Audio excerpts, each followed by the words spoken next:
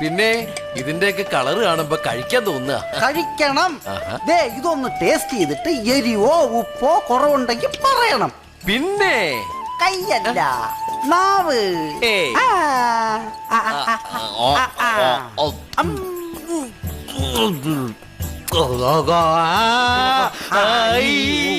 അയ്യോ എന്തു പറ്റി? മലയാള അക്ഷരം പഠിക്കുന്നതാ. എരിവുണ്ടോ? ഇനി അതാ. അപ്പതേ ഈ മുളകച്ചാറ് കൊറേ കൊടുത്തേ തിന്നു നോക്കട്ടെ.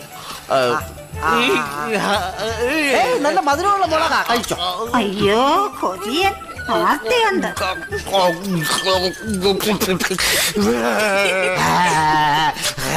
പഴയ മിമിക്രിക്കാരനാ, പേപ്പട്ടി അനുകരിക്കുക. എരിയുന്നുണ്ടാവും പാവം. എരിയണില്ല എന്നാ ഞാൻ പോയി എരിവുള്ള കാന്താരി മുളകച്ചാർ എടുത്തോണ്ട് വരാമേ. ഒരു മിനിറ്റ് കുറച്ച്